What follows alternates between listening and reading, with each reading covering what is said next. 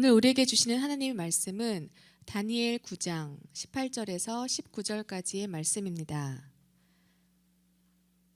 다니엘 9장 18절에서 19절까지의 말씀입니다. 제가 가진 성경책 구약성경 1249쪽에 있습니다. 봉독하겠습니다. 나의 하나님이여, 귀를 기울여 들으시며 눈을 떠서 우리의 황폐한 상황과 주의 이름으로 일컫는 성을 보옵소서. 우리가 주 앞에 간구하옵는 것은 우리의 공의를 의지하여 하는 것이 아니요 주의 큰 긍휼을 의지하여 함이니이다. 주여 들으소서. 주여 용서하소서. 주여 귀를 기울이시고 행하소서. 지체하지 마옵소서. 나의 하나님이여, 주 자신을 위하여 하시옵소서. 이는 주의 성과 주의 백성이 주의 이름으로 일컫는 바 됨이니이다. 아멘. 아멘. 하나님께 영광을, 사람에게 칭찬을, 좋은 성도와 함께 옆사람 인사하시고 평안하셨습니까? 말씀의 제목을 함께 읽습니다. 시작. 성도의 가장 위대한 기도. 우리 여수 집사님이 기도 가운데 우리 성도들이 일당백을 했으면 좋겠다. 그래서 우리가 예배를 드리는데 일당백이면 저희 교회가 지금 한 500명 되네요. 그렇잖아요. 보통 우리 이제 노회나 총회를 하는 우리 양장님들 이렇게 계시지만 목사님들이 그 회의를 하고 또 모여서 기도를 하고 또 업무를 또 함께 하고 나서 보통 이렇게 식사를 하고 또 차를 한잔 마시는 시간이 보면 목사님들 표정이 그렇게 밝지는 않아요. 항상 늘. 물론 이제 목회를 하고 말씀을 늘 준비해야 되고 시간적 부담이 많은 부분도 있죠. 저도 사실 그렇고요. 틈만 있으면 책을 봐야 되고 틈만 있으면 노트북 들고 가서 계속 말씀을 이어서 봐야 되니까. 근데 그 표정이 어두운 것에 제가 경험하고 느끼는 바로는 이런 것 때문이 대부분이에요. 교회의 어려움이나 자기의 일의 어려움보다도 목사님들이 그런 얘기 많이 하시거든요. 하나님을 위하여, 주님을 위하여 목숨을 거는 한 성도만 있으면 목회가 할 만할 텐데, 그런 말을 의외로 많이 해요. 그만큼 우리의 신앙생활과 교회 생활이 내 중심으로, 내 이익으로, 내 만족으로 돌아가는 목회 현실을 바라보면서 어떤 염려와 문제가 생기면 아니 목숨 걸고 하면 못할 게 뭐 있습니까? 라는 우리가 말을 하잖아요. 근데 그런 사람이 없으니까 늘 평안해도 두렵고 염려가 있는 거죠. 그런 거에 반해서 저는 늘 행복합니다. 우리 교회는 대부분이 목숨을 걸어서 일당 100이어서 이제 우리 교회 성도가 500명으로 생각하겠습니다. 5,000명이에요? 일당 100이면 예. 끝나고 말씀하셔도 되는 거로 굳이 어차피 방송 한번 나간 거. 예. 어느 지역에 오래된 교회가 있었습니다. 지역이 발전을 하고 도시화되면서 교회 옆이 점점 변해가는 거예요. 그런데 어느 때 보니까 교회 옆에 큰 건물이 세워지기 시작했어요. 그러나 보다 우리도 굉장히 발전을 하는구나 생각을 했는데, 완공이 되고 보니까 젊은 사람들이 술을 마시고 춤을 추는 클럽이 들어선 거예요. 교회 옆에 굉장히 크게. 이후 교회는 여러 불편함을 당하게 되죠. 쿵쾅거리는 소음, 그리고 오가는 사람들 떠드는 이 소음들, 이리저리 분비물과 담배꽁초와 쓰레기들로 교회 근처가 흉물스러워졌습니다. 무엇보다도 교회를 다니는 청소년들에게 좋지 않은 영향을 끼치기 시작했습니다. 교회 담임 목사님은 대책위원회를 만들어서 이 대체교에서는 전 교인이 함께 옆건물 클럽이 문을 닫게 해달라고 기도하기 시작했습니다. 그런데 얼마 지나지 않아서 정말 클럽에 불이 난 거예요. 인명 피해는 없었지만 클럽을 운영할 수 없을 정도의 피해와 손실을 보게 됩니다. 이 일에 대해 교회는 하나님이 우리의 기도를 들어주셨다고 자축하고 이 사람 저 사람 퍼져나가기 시작했어요. 이 소식이 끝내는 클럽 사장에게 들어가게 된 거죠. 클럽 사장은 교회가 자신의 사업장이 망하도록 하나님께 기도했고 이로 인해 클럽의 불이나 손해를 보게 되었다고 하며 법원에 교회가 이것을 배상하라고 고발하게 되었습니다. 고발을 당한 교회 목사님이 법정에 대표로 나와서 이렇게 말했습니다. A 판사님, 우리가 기도했다고 그 건물에 불이 났겠습니까? 그게 지금 말이 된다고 생각하십니까? 이렇게 최후 변론을 하셨습니다. 이 사건을 담당한 판사는 이렇게 판결하고 주문을 작성했습니다. 클럽이 화재로 소실된 것이 교회의 기도 때문이라는 주장은 법적 근거가 없기에 받아들일 수 없으므로 본 사건을 기각한다. 그러나 한 말씀 드리자면 이 클럽 주인이 저 교회 목사보다 믿음이 좋네요. 클럽 사장은 하나님께 기도해가지고 그게 응답이 돼가지고 자기네 불이 났다고 믿어요. 근데 목사는 그렇게 기도해놓고 세상 사람들이 다 보는 데에 가서 그걸 지금 말이라고 믿냐고 이렇게 말을 해요.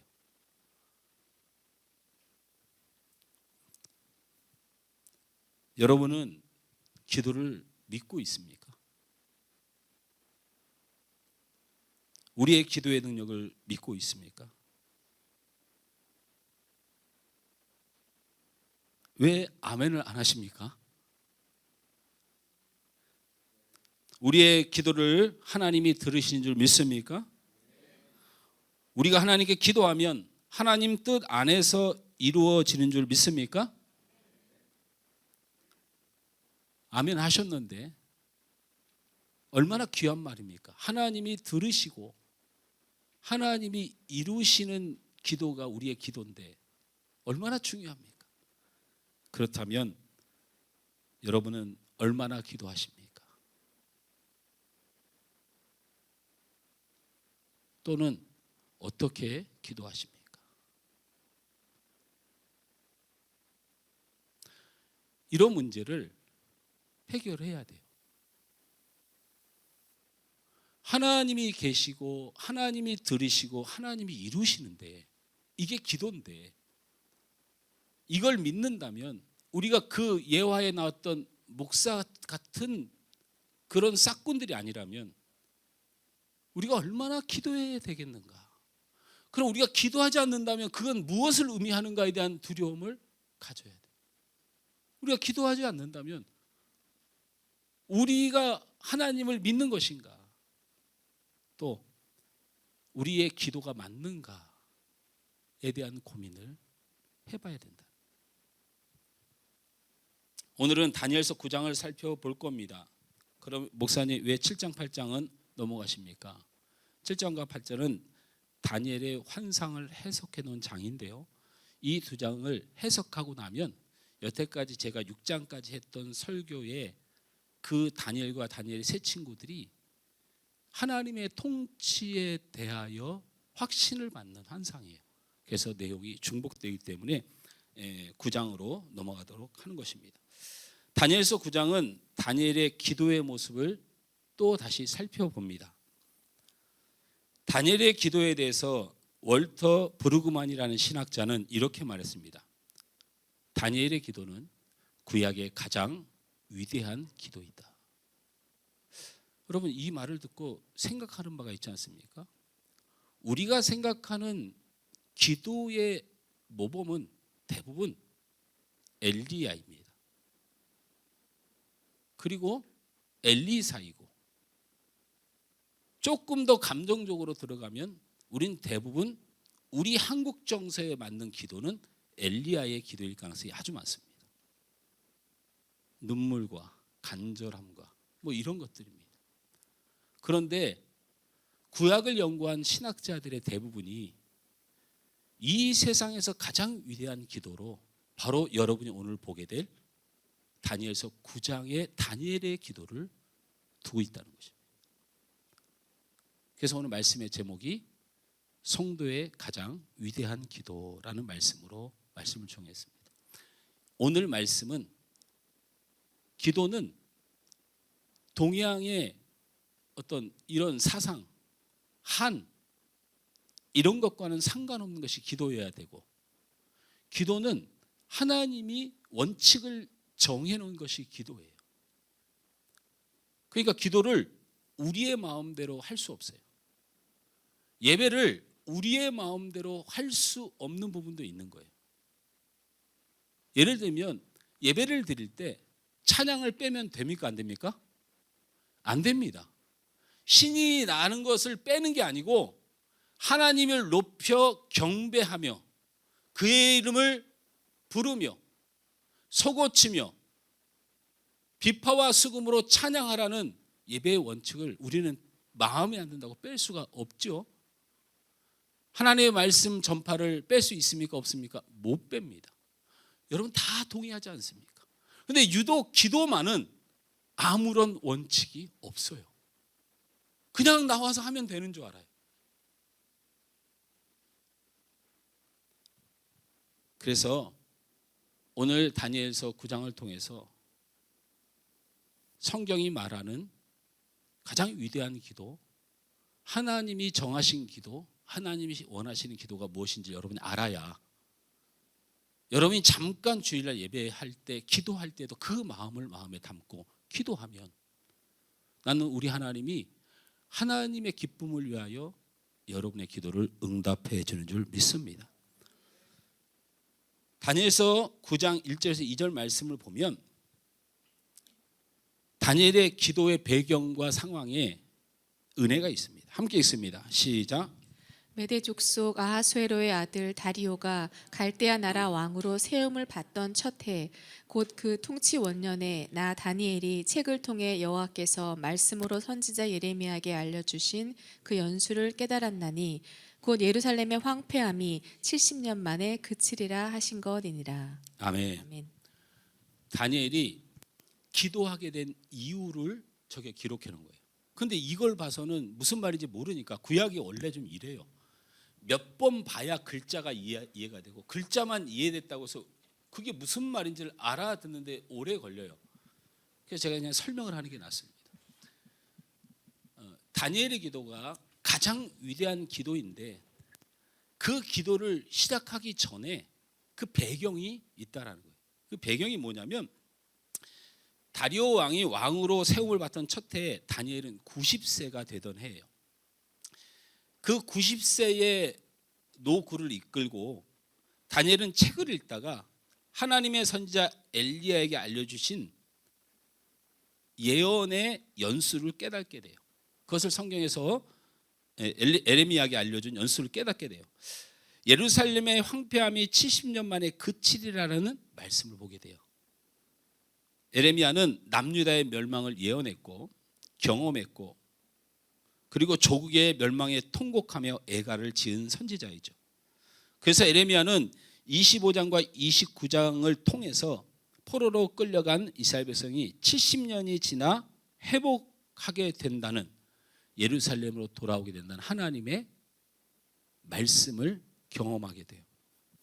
다니엘은 예레미야를 통해서 예언되던 때가 되었음을 알게 되었어요. 이 배경이, 기도의 배경이 그렇습니다. 왜냐하면 다니엘이 바벨론으로 포로로 끌려간 해가 주전 606년이고 다리오 왕의 통치 원년이 주전 538년이니까 지금 이 때가 언제냐면 68년 정도 됐을 때예요. 근데 예레미야를 통하여 예언된 게 몇 년이 지나면 이스라엘 백성들의 포로가 풀리고 돌아온다고요? 70년이 되면 포로가 끝나고 돌아온다고, 회복이 된다고. 근데 68년이 돼서 거의 이루어질 때가 됐고, 그리고 이 68년, 다시 말하면 다리오 왕 원년에 무슨 일이 있었냐면, 아직 완전히 해방되진 않았지만 다리오 왕이 조서를 하나 내려요. 그것은 뭐냐면 이스라엘 백성들에게도 저들이 믿는 하나님을 위하여 예배할 권한이 있다. 그러므로 우리가 그동안 침탈해서 빼앗고 무너뜨린 예루살렘에 있는 저들 신을 향한, 하나님을 향한 예배당을 짓도록 허락해 줍니다. 그래서 그 예배당을 지으라고 포로들을 예루살렘으로 방면해 줘요. 그게 바로 이스라엘의 포로 1차 귀환이에요. 그러니까 벌써 70년이 되면 이스라엘이 해방된다는 하나님의 약속이 이루어지고 있어요? 안 이루어지고 있어요? 이루어지고 있습니다. 그런데 궁금한 점은 기도가 끝날 때이지 기도를 하러 갈 때는 아니라는 거예요. 다니엘서에 본격적으로 다니엘이 기도한, 어떤 간청이 있어서 기도하기 시작한 게 이 부분인데, 우리하고 기도 스타일이 달라요. 분명히 하나님은 엘리야에게 약속한 70년이 되어가고 있기에 가만히 있어도 하나님의 약속은 이루어질 거예요. 더군다나 이미 포로 1차 귀환의 기미가 보이니까 이미 하나님의 일이 시작됐어요. 가만히 있어도 해방이 되는 거예요. 엘리야 선지자에게 70년이 되면 너희는 독립하리라 했으니까 이제 1, 2년만 있으면 이미 이루어질 일이에요. 하나님이 당신이 하고자 하신 일들을 그분의 때에 결국 이루실 테니까 굳이 기도할 필요가 없고 열심을 낼 필요가 없다고 생각이 들어요. 그런데 다니엘은 그렇게 하지 않았다는 거예요. 이게 우리가 하나님이 우리에게 요구하시는 기도예요. 그렇게 하지 않았다는 거예요. 그도 하나님의 통치를 믿었습니다. 우리는 가끔 고민을 합니다. 하나님이 통치하신다며, 하나님의 뜻대로 이루어진다며 라는 이런 신앙 고백을 하면서 우리는 운명론에 빠져 있어요. 하나님이 당신이 하고자 하시는 일을 그분이 이루실 테니까 우리가 굳이 기도하거나 열심을 낼 필요가 있을까 생각하는 거죠.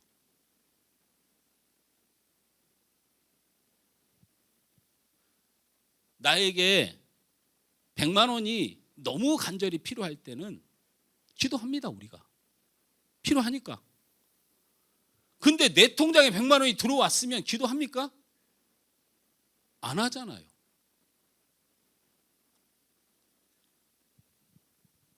다니엘은 그렇게 하지 않았습니다. 그도 하나님의 통치를 믿었습니다. 그리고 하나님의 구원의 때가 임박했음을 알았습니다. 세상 왕국에서 세상을 살아가는 동안에 끊임없이 하나님이 주신 꿈을 통하여 하나님의 통치에 대한 확신을 가지고 있었습니다. 그럼에도 그는 기도의 자리로 나가기 시작했습니다. 여러분, 하나님을 만홀히 여기지 마세요. 필요하면 찾고, 줬더니 안 찾고, 힘들면 달라고 하고, 자기의 평안할 때는 하나님 앞에 할 줄도 모르는, 이게 하나님 믿는 겁니까? 우상 믿는 거지? 한번 생각을 해보세요. 생각을. 하나님 입장에서 생각을 해보면 필요할 때마다 와서 울며 불며 달라고 하는 사람을 보는 신앙을 더 하나님이 높게 보겠습니까? 평안할 때에도 늘 하나님 앞에서 감사하다고 기도하는 신앙을 더 높게 바르게 보겠습니까? 하나님의 입장에서 보는 것이 기도이지, 하나님은 마른 막대기이고 그냥 우리의 입장에만 하나님 앞에 나가는 건 신앙도 아니고, 그냥 교회 안 나오셔도 저 세상에 정화수 떠놓고 어디 나무 아래에서 기도하는 그런 하나님을 믿는 것을 이 세상 사람들이 다 보고 있어요.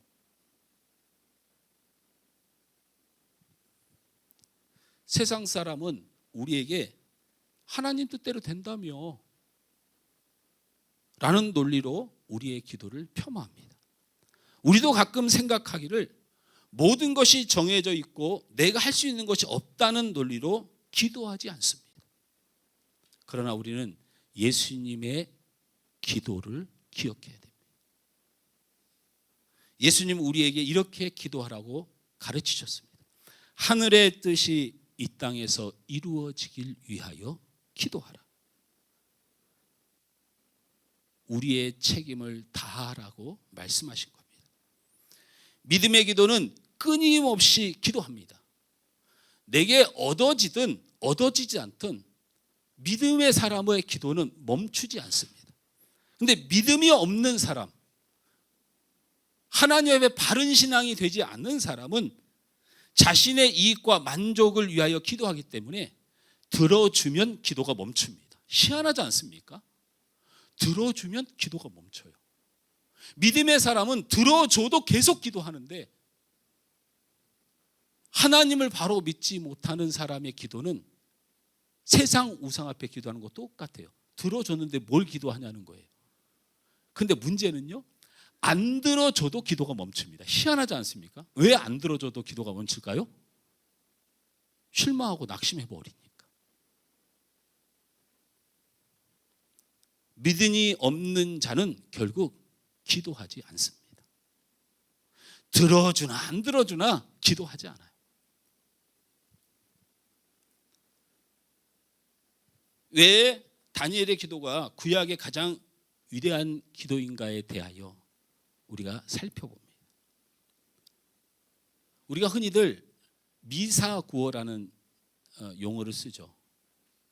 어떤 예전이나 예배나 어떤 기도를 할 때 최소한 이것만큼은 고백하고 기도하는 게 있습니다. 여러분, 다 각자의 기도가 다른데요, 이 기도만큼은 모든 성도가 비슷해요. 그게 한 가지가 있어요. 그걸 미사구어라고 그래요. 빠지지 않으면서 예배에 반드시 있어야 될 말로 하는 표현. 근데 이 미사구어가 굉장히 존귀한 것인데 이걸 하도 반복하다 보니까 그냥 이거는 일단 형식적으로 넘어가요. 그게 뭐냐면, 오늘 우리 이하 집사님이 기도할 때도 집사님 기도문 써와서 하시잖아요. 차분하게 보면서. 그게 처음에 뭐라고 기도하셨어요? 혹시 기억나세요? 뭐 말씀하지 않으셔도 제가 답변해 드릴게요. 대부분 이런 겁니다. 전능하신 하나님, 사랑과 은혜가 풍성하신 하나님, 우리의 생사화복을 주장하신 하나님. 어느 기도자도 하나님의 속성에 대하여 하나님을 내가 어떻게 보느냐에 대하여 반드시 고백하고 나가야 돼요. 그게 세상 기도하고 다른 우리 예배의 기도예요. 근데 이게 문제예요. 다니엘의 기도를 보실까요? 다니엘이 나중에는 울며불며 기도하지만 그의 미사구어를, 성경을, 그래서 우리가 왜 이런 식으로 기도하게 되었는가를 보면 다니엘 때문이에요. 한번 읽어봅니다. 다니엘서 9장 4절 말씀을 함께 읽습니다. 시작. 내 하나님 여호와께 기도하며 자복하여 이르기를, 크시고 두려워할 주 하나님, 주를 사랑하고 주의 계명을 지키는 자를 위하여 언약을 지키시고 그에게 인자를 베푸시는 이시여. 아멘. 우리하고 비슷하게 기도를 시작하는 구약의 유일한 사람. 뭐라고 고백합니까? 크시고 두려운 나의 하나님. 또 뭐라고 기도합니까? 주를 사랑하고 주의 계명을 지킨 자를 위하여 언약을 지키시고 그에게 인자를 베푸시는 하나님이요.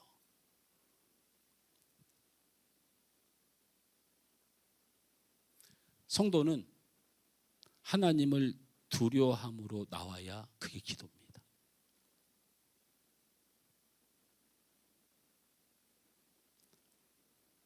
예배와 동일한 것이 기도입니다. 하나님 앞에 입을 열기 전에 이 다니엘처럼 앉아 크고 전능하신 하나님을 먼저 배워야 합니다. 앉으십시오. 그리고 눈을 뜨든 감든 나의 모든 것을 아시고 나의 모든 생각을 아시며 나의 모든 죄악을 아시는 하나님 앞에 먼저 앉으십시오. 그게 진짜 살아계신 하나님을 만나는 기도입니다. 그리고 뭐라고 고백합니까? 여러분이 어떤 기도 제목이 있든지 이 사실을 고백하십시오. 내가 하나님 앞에 있는 한 우리 하나님은 내게 반드시 은혜를 주시는 하나님임을 고백하고, 그렇게 미사 구호를 하고, 그렇게 기도에 대한 예의를 갖추고 다니엘은 기도하기 시작한 거예요. 할렐루야.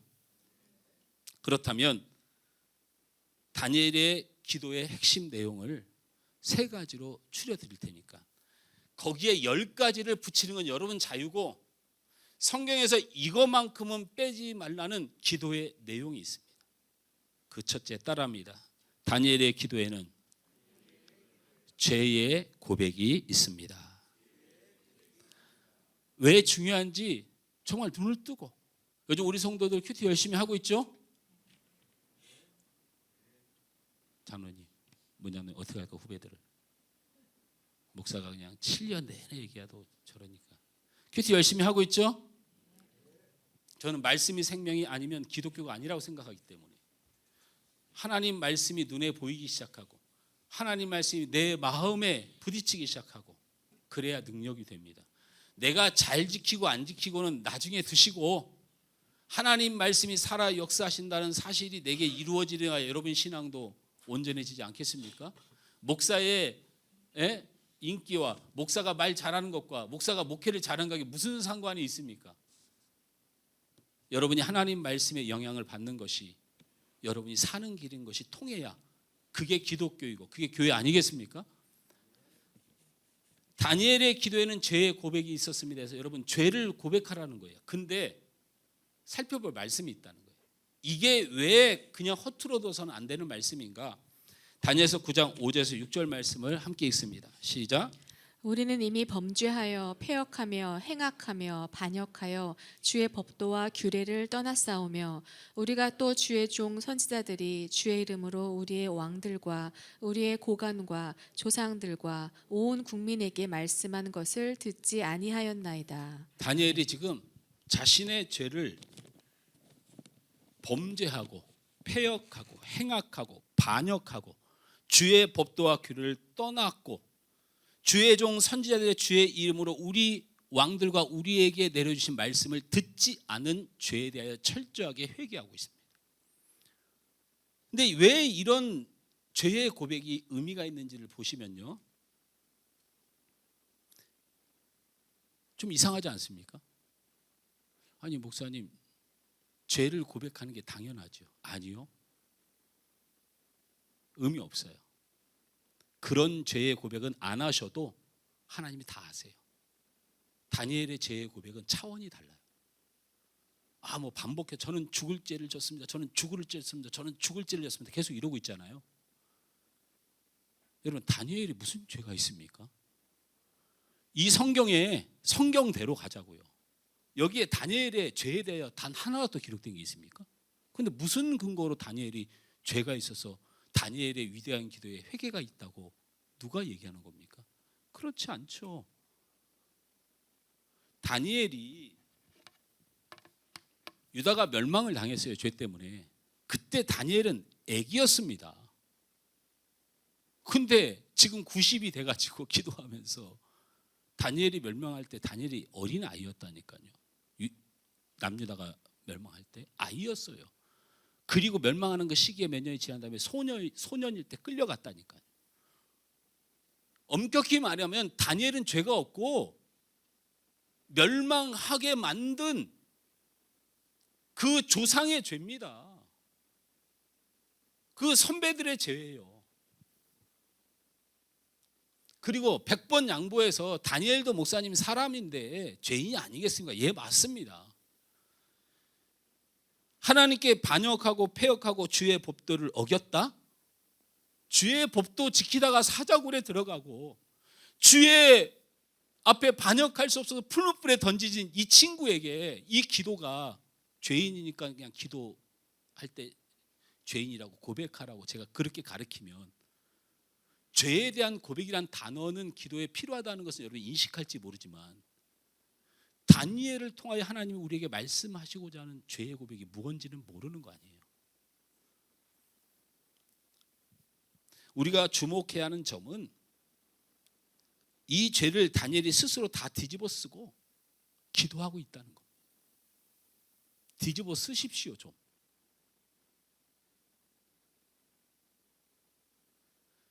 다니엘이 제가 패역하였고 이 민족이 멸망한 것은 저 때문이고 이러고 있다니까요. 우리 가정에 어려움이 있는 것은 하나님 저 때문이고 제 죄입니다. 다니엘은 어린아이였어요. 포로로 잡혀서 믿음 지키다가 사자굴에 던지고 풀무불에 던져진 이 불쌍한 사람이었는데도 자신이 죄인이라고 고백합니다. 다니엘은 어쩌면 기존 세대가 범죄한 죄의 피해자임에도 불구하고 그럼에도 오늘 성경은 다니엘이 그것이 자신의 죄인 양 눈물 뿌려 기도하는 모습을 우리에게 보게 하신 거예요. 우리 사랑하는 청소년, 우리 청년 여러분, 그리고 우리 하늘소망교회 성도 여러분, 이 시대와 이 땅의 나라와 교회의 모습은 여러분의 잘못이 아닙니다. 여러분은 범죄하거나 패역하거나 반역한 사람들이 아닙니다. 하나님의 법도와 규례를 따르려고 몸부림치고 있는 것도 압니다. 그러니 여러분의 죄가 아닙니다. 그래도 그 죄가 머무는 곳에 우리가 있습니다. 제 설교를 듣고 정치 목사를 욕하고 그리고 한국교회에 바르지 못한 것을 질타하는 깨달음을 주기 위한 마음이 제 마음의 본심이 아닙니다. 그냥 다니엘이 되십시오. 여러분이 욕하고 싶은, 여러분이 부끄러워서 견딜 수 없는 이 기독교와 교회의 좌절이 있을 때 다니엘을 기억하십시오. 그것은 제 죄입니다. 그 죄악을 나도 함께 걸어가는 기독교인입니다. 그 패악함에 내 허용이 있었습니다. 그 죄의 방치함에 제가 있었습니다. 다니엘은 민족과 조상의 죄까지 끌어안고 하나님 앞에 나아갔다는 죄의 회개를 말하는 겁니다. 이 땅의 성도라 불리는 이들이 교회라고 불리는 곳 안에서 일어나는 수많은 죄악과 비참한 이야기를 끌어안고 하나님께 우리라는 이름으로 주의 은혜를 구하는 성도가 되시길 주님으로 축원합니다. 반드시 내가 이 민족과 내 가정과 내 안에 내 외에 벌어진 모든 죄악을 끌어안고 나아가야 합니다. 우리의 기도의 민족과 교회와 가정의 삶의 모든 죄가 나의 죄임을 자복하는 기도가 드려지길 주님으로 축원합니다. 두 번째로 따라합니다. 하나님의 진노와 징계가 합당함을 인정해야 합니다. 다니엘서 9장 13절에서 14절 말씀을 함께 읽습니다. 시작. 모세의 율법에 기록된 대로 이 모든 재앙이 이미 우리에게 내렸사오나 우리는 우리의 죄악을 떠나고 주의 진리를 깨달아 우리 하나님 여호와의 얼굴을 기쁘게 하지 아니하였나이다. 그러므로 여호와께서 이 재앙을 간직하여 두셨다가 우리에게 내리게 하셨사오니 우리의 하나님 여호와께서 행하시는 모든 일이 공의로우시나 우리가 그 목소리를 듣지 아니하였음이니이다. 아멘. 아멘. 이게 무슨 말이냐면 여러분 기도를 비슷하게 하지 말고 정확하게 하라는 거예요. 죄의 고백을 하라고 했으면 여러분 내가 누구를 미워했습니다. 내가 이걸 잘못했습니다. 이런 수준을 넘어서 다니엘은 자신과 상관없고 자신이 한 일이 아닌 것까지 내가 그 민족이고 내가 기독교인이고 내가 성도이므로 내 가정과 이 사회와 지금 이 땅의 교회와 기독교의 모든 죄를 끌어안고 그것이 내 죄라고 기도하며 주님 앞에 나아가라는 거예요. 우리는 합심, 한마음, 한민족, 한 백성, 한 하나님의 백성임을 인정하고 오라는 거예요. 이스라엘 백성들이 하나님의 백성인데 어느 지파는 저쪽에서 굶어 죽고 있는데 이 지파는 신났다고 놀 수 없다는 거예요. 저쪽이 패악을 하고 있는데 그게 내 백성이라면 여기서도 함께 눈물을 흘려 하나님 앞에 기도해야 된다는 원칙, 하나님의 나라의 원칙을 죄의 고백으로 담아내는 거니까 내 행위 하나의 잘잘못을 따지는 기도는 굉장히 수준이 낮은 기도예요. 다 끌어안으십시오. 그렇게 하나님의 나라가 이루어져요. 그렇게 하는 교회에 무슨 원망이 있겠어요? 그게 안 되니까 내 저 집사 때문에 내 교회 다니나 봐, 내가 저 목사 때문에 다니나 봐, 이게 가능한 거예요. 저 목사님 때문에, 저 집사님 때문에 라는 원망이 생길 때 이 다니엘의 기도의 원칙을 기억하고 저분의 일이 내 일이고 저분이 잘못한 일이 내가 잘못한 일이라고 주님 앞에 나가는 원칙, 하나님의 나라를 이루는 하나님의 응답의 원칙이 설명돼야 되듯이 회개라는 단어가 단순히 내 감정의 회개만을 넘어선다는 사실을 배워야 하듯이 우리가 또 다니엘을 통하여 이 기도문을 통하여 깨달아야 될 게 뭐냐면 하나님의 징계에 합당함을 인정해야 된다. 오늘 다니엘은 우리는 하나님 앞에 벌을 받아야 마땅하다고 얘기해요. 이스라엘 백성은 하나님과 맺은 신의 산의 언약을 불과 세상에 나는 내가 이 신약 시대에 내가 이때에 태어난 게 하나님이 날 이 땅에 보내주신 게 조금 억울해요. 저는 진짜로 제가 모세 시대에 태어났으면요, 제가 모세보다 더 유명한 사람으로 성경에 기록될 가능성이 있다고 말하면 이단이 되니까 있을 수도 있겠다라는 생각을 해봐요. 이것들이 사람입니까? 여러분, 하나님을 믿는 사람들이요, 하나님을 만났어요. 하나님이 나타나 주시는 분이 아니에요. 근데 모세가 하나님을 만나서 하나님과 언약을 맺습니다. 십계명도 나오고 율법도 나오고 약속을 이루어요. 근데 그 두려운 하나님을 만나고도 40일 만에 금송아지 만들어서 그 앞에 절들을 하고 앉아 있어요. 제가 그 시대에 있었으면 제가 이랬을 거예요. 너희들이 양심이 있어? 전능하신 하나님을 만난 지 40일 됐는데 이게 뭐 하는 짓이야 하고 상을 뒤집어 엎었으면 제가 예수님이 성전을 뒤집어 엎은 거에 다음으로 기록돼서 하나님, 예수님, 그 다음에 김성원, 누가 또 주요했어요. 아니, 지금은 그렇게 신실하게 해보려고 해도 아무도 안 알아주잖아요. 근데 내가 그때 그 정도만 했어도. 그런데 거기서 멈췄습니까? 그 언약을 파기한 죄악의 무리들이 광야에서 내내 원망만 합니다. 가나안 땅을 줬더니 그 젖과 꿀이 흐르는 땅이라고 그렇게 칭찬하더니 이제 먹고 살만하니까 또 땅 싸움에 생 난리를 칩니다. 그래서 그렇게 좋은 땅을 차지하려고 하는 블레셋이며 온 나라가 그냥 쳐들어오니까 하나님 앞에 또 울고불고해서 사사를 내려줘서 그냥 이 짐승 턱뼈 하나로 그냥 때려잡는 힘을 줘도 이제는 왕을 달라고 합니다. 이거는 뭐 세월이 가도 단 한 번을 하나님의 언약 앞에 순수한 적이 없어요. 그러니 다니엘이 뭐라고 기도를 했겠어요? 하나님, 죽어 마땅합니다. 제가 여러분에게 여쭤보고 싶은 건 여러분의 기도에 하나님의 징계와 진노에 대하여 마땅하다고 하는 신앙 고백이 있느냐는 거예요. 내가 하나님 만홀히 여기지 말라고 했죠. 이거 해주면 신앙이 하늘까지 올라간 흉내를 내. 그런데 좀 어려움이 겪으면 제가 마땅히 하나님의 진노의 자녀입니다 라고 말하는 신실한 고백이 없어요.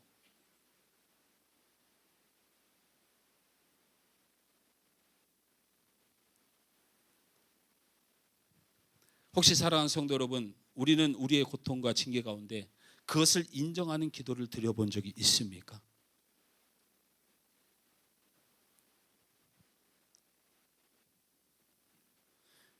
히브리서 12장 5절에서 6절 말씀에 이런 말씀이 기록되어 있습니다. 또 아들들에게 권한 것 같이 너에게 권면하신 말씀을 잊었도다. 일러스되 내 아들아, 주의 징계하심을 경히 여기지 말며 그에게 꾸지람 받을 때에 낙심하지 말라. 주께서 그 사랑한 자를 징계하시고 그가 받으시는 아들마다 채찍질 하심이라. 하나님의 절대적 약속이 우리에게 있습니다. 하나님이 우리를 치시는 이유는 우리를 사랑하시고 우리가 그분의 아들이기 때문입니다. 하나님이 이 나라를 치셨다면, 하나님이 이 국민을 치셨다면, 하나님이 이 교회를 치셨다면 자연적인 어려움이 아니라 정말로 하나님이 우리를 치셨다면 하나님이 아직도 우리를 사랑하시는 증거라는 말씀입니다. 우리의 삶에 어려움과 아픔이 있는데 정말 하나님이 여러분을 치셨다면 저는 확신합니다. 하나님은 아직도 여러분을 사랑하고 계십니다. 하나님은 반드시 우리를 돌이키신 후에 사랑하는 자녀에게 은혜를 베풀어 주실 것입니다. 그러므로 우리의 징계함에 감동이 있으시길 바랍니다.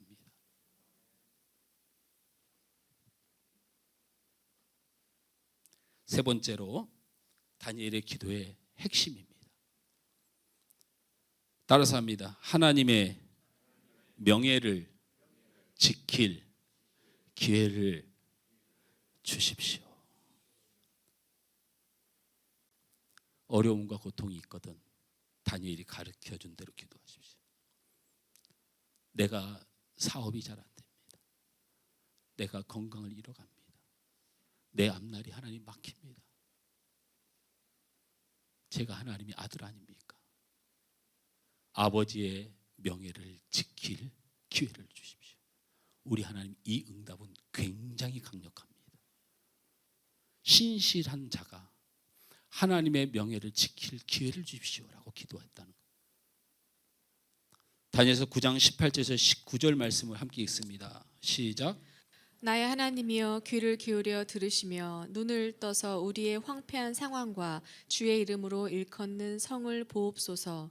우리가 주 앞에 간구하옵는 것은 우리의 공의를 의지하지 하는 것이 아니요 주의 큰 궁유를 의지하여 함이니이다.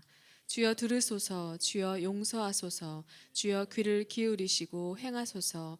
지체하지 마옵소서. 나의 하나님이여 주 자신을 위하여 하시옵소서. 이는 주의 성과 주의 백성이 주의 이름으로 일컬은 바 됨이니이다. 아멘. 여러분 이 말씀이 무슨 말씀인지 아세요? 하나님 잘못했습니다. 그런데 하나님 저희가 주의 백성입니다. 하나님 하나님의 자녀입니다. 저를 위하지 마시고 주님의 이름을 지킬 수 있는 기회를 한 번만 주십시오.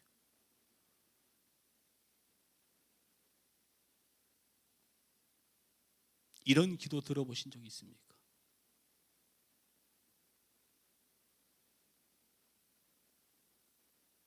왜 다니엘의 기도가 이 세상에서 가장 위대한 기도였는지.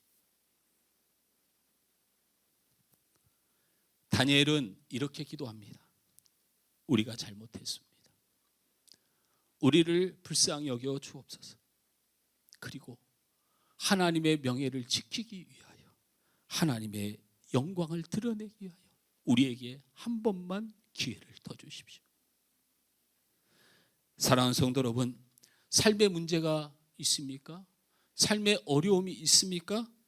다니엘처럼 기도하십시오. 하나님, 하나님의 자녀로 아버지의 명예를 지킬 수 있는 기회를 한 번 더 주십시오. 말씀을 했습니다. 독일에 있는 저희 수인이가 도통 전화가 없습니다. 미치고 환장하겠습니다. 한국에 있을 때 효도나 했으면 모를까. 있는 대로 성질내고 짜증내고 지 하고 싶은 데 다 하고 학교도 지 마음대로 자퇴하고 너 돈도 없고 너 유학시킬 돈도 없고 환경도 안 되는데 너 왜 그래? 그냥 여기서 열심히 하면 안 돼? 그랬더니 돈 안 들게 할게. 그러고 가버렸어요. 가서 생고생 중이죠. 전화가 없어요. 제가 전화를 받는 최근의 방법은 우리 사모한테 수인이가 연락이 없다. 그러면 반드시 그날 저녁에 전화가 오고, 한 달, 두 달 연락이 없어요. 그러면 친구 민지한테, 민지야 너 혹시 수인이하고 가끔 통화하니? 그러면 그날 저녁에 반드시 전화가 오고, 그것도 다정하게 뭐가 오는 게 아니에요. 문자 하나 딱 와요. 잘 지내? 그렇지. 저는 딸 덕을 보기는 그런 것 같습니다. 어떻게든 제 노후를 열심히 준비해야 될 것 같습니다. 근데 그래서 통화를 했는데 독일이 난리를 안 해요. 우리의 걱정은 걱정도 아니더라고요. 우리나라의 국회의원 선거처럼 이렇게 선거를 했는데 나치 정당이 드디어 독일의 원내 제2당이 됐어요. 있을 수가 없는 일 아닙니까? 나치를 추종합니다. 히틀러를 추종합니다. 근데 이 나치 정당이 원내 2당이 됐어요. 그래서 지금 독일 사회가 난리가 났어요. 왜 이런 일이 생기는 줄 아세요? 이념? 여러분 속지 마세요. 뭐 바른 생각? 우리나라 공산당 파리? 미국 파리? 왜 이렇게 어리석으세요? 그냥 잘 먹고 잘 사는 것이 장땡이어서 그래요. 왜 그렇게 투표가 되는 줄 아세요? 나치라고 하는 독일의 역사에 가장 눈물을 쏟는 나치 독일의 수상이 프랑스 그 자유 무슨 문인가 거기서 무릎을 꿇고 자기 민족의 죄에 대해 통회했던 게 얼마 전이에요. 세상이 의미가 없어졌다는 거예요. 니네 자유 민족 웃기고 앉았네. 먹고 살기 힘들어지고 안 줍니다 표. 나치 공산당 뭔 필요가 있어. 먹고 살게만 해주면 되는 거예요. 여러분 세상은 사상으로 가는 게 아니고 물질로 가요. 그게 성경이 말하는 거예요.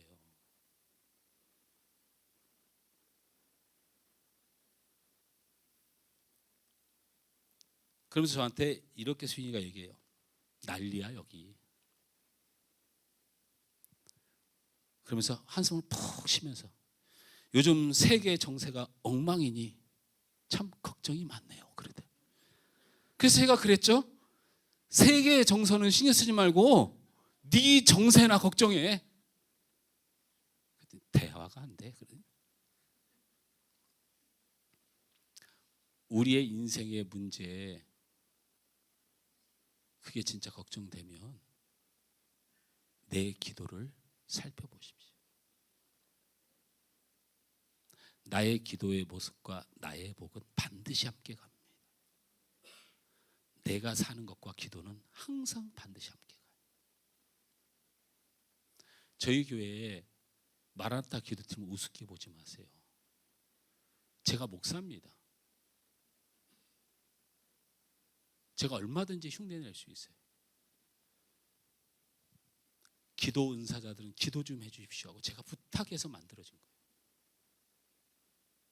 방언하시는 분들 그리고 성도를 위하여 사랑하는 마음, 교회를 위하여 사랑하는 마음으로 기도할 수 있는 분들에게 제가 제 모든 권한을 내려놓고 기도 부탁하는 거예요. 왜냐하면 기도대로 됩니다. 이 시대에 이 나라 이 땅의 교회에 우리의 삶의 기도가 절실합니다. 우리의 기도는 세상의 기도와 명확히 구별되어야 됩니다. 그래야 이 나라가 살고 이 땅의 교회가 살고 우리가 사는 것입니다.